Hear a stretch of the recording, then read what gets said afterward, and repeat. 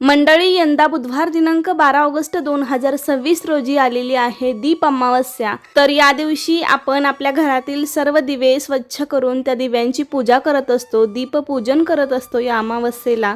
पण या दीपपूजनासाठी नेमकं आपल्याला काय काय साहित्य लागणार आहे, त्यासोबतच कोणतं साहित्य महत्त्वाचं आहे जेणेकरून आपली पूजा पूर्ण होईल, त्यासोबतच या दिवशी कोणता नैवेद्य दाखवला पाहिजे, कोणत्या नैवेद्याचा खरा मान असतो या दिवशी आणि कोणत्या वस्तूंशिवाय ही पूजा अपूर्ण ठरली जाते, त्यामुळे आपल्याला नेमक्या कोणकोणत्या वस्तू, साहित्य, नैवेद्य या पूजेमध्ये घ्यायचं आहे ते मी तुम्हाला आजच्या व्हिडिओमध्ये सांगणार आहे। त्यासाठी व्हिडिओ शेवटपर्यंत पहा। चॅनलवरती नवीन असाल तर सबस्क्राइब करायला विसरू नका। लगेच व्हिडिओला सुरुवात करूया। आषाढ अमावस्येलाच दीप अमावस्या आपण साजरी करतो। या दीप अमावस्येला दिव्यांची आरास करून दिव्यांची पूजा केली जाते। दररोज आपल्या देवाजवळ जे दिवे तेवत असतात, जे दिवे आपल्याला भरपूर प्रकाश देतात, त्या दिव्यांच्या पूजनाचा सुद्धा एक दिवस असतो आणि तो म्हणजेच दीप अमावस्या। दिव्याचं महत्त्व सांगायचं झालं तर कोणतीही पूजा करण्याआधी आपण दिवा लावतो आणि मग नंतर पूजा करतो। मग रोजची देवपूजा असो किंवा इतर कुठल्याही पूजेची मांडणी असो, अग्नीच्या साक्षीनेच आपण पूजेला सुरुवात करत असतो। तसेच अंधारातही दिव्याचं खूप अनन्यसाधारण महत्त्व आहे, कारण ते आपल्याला भरपूर प्रकाश देतात। दिव्यांची पूजा केल्यावर महालक्ष्मी प्रसन्न होते आणि लक्ष्मीची कृपाही आपल्यावरती राहते। घरामध्ये सुखशांती नांदते, आपल्या आयुष्यातील अंधकार दूर होऊन आपले आयुष्य प्रकाशाने उजळते अशी मान्यता आहे। कोणत्याही कार्याचा शुभारंभ करताना दिवा लावून देवाची मनोभावे प्रार्थना केली जाते। अंधारातून प्रकाशाच्या वाटेवर नेणारा दिवा हा मांगल्याचे प्रतीक आहे, त्यामुळे आपल्या भारतीय संस्कृतीमध्ये दिव्याचे खूप विशेष अनन्यसाधारण असं महत्त्व आहे। त्यामुळे प्रत्येकाने दीपपूजन नक्की करावे। तर चला मग बघूया दिव्यांच्या पूजनासाठी नेमकं काय काय साहित्य लागणार आहे। तर इथे मी पूजेसाठी हळदी कुंकू, अक्षता घेतलेल्या आहेत, एक सुपारी घेतली आहे मी गणपतीचं प्रतीक म्हणून, धूप, अगरबत्ती घेतलेली आहे, माचीस, त्यासोबतच फुलवाती घेतलेले आहेत आणि साध्या वाती पण लागणार आहेत। त्यासोबतच कापसाची वस्त्रमाळ सुद्धा आपल्याला लागणार आहे। त्यानंतर शुद्ध पाणी आणि पंचामृत किंवा दूध घेऊ शकता।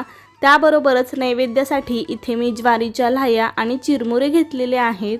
तसेच तुम्ही गूळ, फुटाणे, खडीसाखर पण घेऊ शकता किंवा काही जणांकडे काहीच नसेल यापैकी तर तुम्ही दूध साखरेचाही नैवेद्य दाखवू शकता।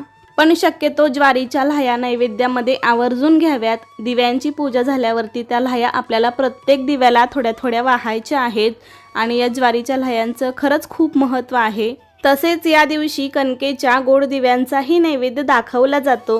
गव्हाच्या पिठामध्ये थोडंसं गुळाचं पाणी घालून छान असं ते मळून त्याचे दिवे बनवले जातात।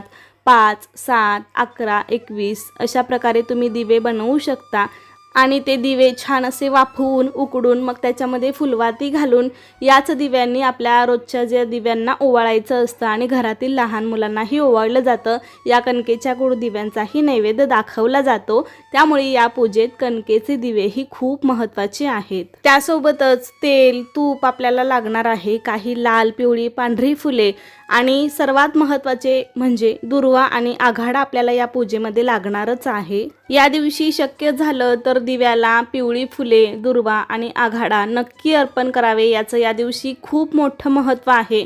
या दिवसांमध्ये आपल्या आजूबाजूला म्हणजे आपल्या घराच्या आजूबाजूला तुम्हाला दुर्वा आणि आघाडा सहज मिळून जाईल, त्यामुळे तुम्ही एक एक का होईना दिव्याला, प्रत्येक दिव्याला नक्की अर्पण करा।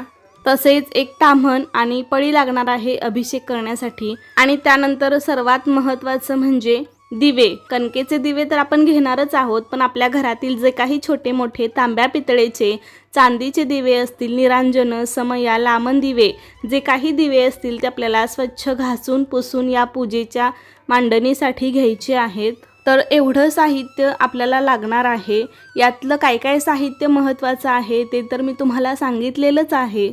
तर हे सर्व साहित्य वापरून योग्य प्रकारे आणि विधिवत दिव्यांची पूजा कशी करायची याचा व्हिडिओ आपल्या चॅनलवरती आहे, तर तो नक्की जाऊन पहा। संपूर्ण योग्य प्रकारे माहिती आणि पूर्ण पूजाविधी तिथे तुम्हाला नक्कीच मिळेल। सर्व पूजा झाल्यानंतर आपल्याला दिव्यांची कहाणी वाचायची आहे किंवा ऐकायची आहे, त्यानंतर श्लोक म्हणायचा आहे। आपल्या घरामध्ये जर लहान मुले असतील तर त्यांनाही सोबत घेऊन शुभं करोति कल्याणम आरोग्यम धनसंपदा शत्रुबुद्धी विनाशाय दीप ज्योती नमोस्तुते हा श्लोक तुम्ही म्हणू शकता। त्यानंतर या कणकेच्या दिव्यानेच आपल्या घरातील लहान मुलांना ओवाळायचं आहे। लहान मुले ही घरातील वंशाचा दिवा आहे असं म्हणतात, म्हणून त्या दिवशी त्यांना ओवाळलं जातं। मुलांनाही दिव्यांनी ओवाळून मुलांनाही दिव्यासारखे तेज लाभू दे अशी प्रार्थना केली जाते। अशा प्रकारे आपली पूजा झाल्यानंतर आपल्याला या दिव्यांकडे कुटुंबाच्या सुख समृद्धीसाठी सुद्धा प्रार्थना करायची आहे। त्यानंतर ही पूजा कधी उचलायची तर दुसऱ्या दिवशी सकाळी आपल्याला ही पूजा उचलायची आहे। आपण जे गोड कणकेचे दिवे बनवले आहेत तर ते काय करायचे असा प्रश्न बऱ्याच जणांना पडतो। तर ते दिवे आपण प्रसाद म्हणून खाऊ शकतो। तुम्हाला खायचेच नसतील तर तुम्ही गाईला देखील हे दिवे खाऊ घालू शकता। दिव्यांचा नैवेद्य दाखवल्यावर ओवाळल्यावर ते दिवे शांत झाल्यावरती संध्याकाळी ते तुम्ही दिवे खाऊ शकता जर खायचे असतील तर, कारण आपण कणकेमध्ये गूळ घालून ते बनवतो आणि त्यामध्ये तुपाच्या फुलवाती घालून ते प्रज्वलित केलेले असतात। त्यामध्ये बऱ्यापैकी तूपसुद्धा मोडलेलं असतं आणि त्याचा स्मोकी फ्लेवरसुद्धा दिव्यांना छान आलेला असतो। यामुळे हे दिवे खायला खूप छान लागतात। पण जर तुम्हाला खायचे नसतील तर तुम्ही गाईला पण खाऊ घालू शकता। तर अशा प्रकारे आजच्या व्हिडिओमध्ये मी तुम्हाला दीपपूजनासाठी लागणारे साहित्य, नैवेद्य कोणता अशी बरीच माहिती देण्याचा प्रयत्न केलेला आहे। कसा वाटला तुम्हाला आजचा व्हिडिओ मला नक्की सांगा। आवडला असेल तर लाईक करा, अनेक आपल्या नातेवाईकांना हा व्हिडिओ शेअर करा आणि असेच नवनवीन व्हिडिओज पाहण्यासाठी आजच आपल्या अन्वीज मराठी कॉर्नर या चॅनेलला सबस्क्राईब करा। धन्यवाद।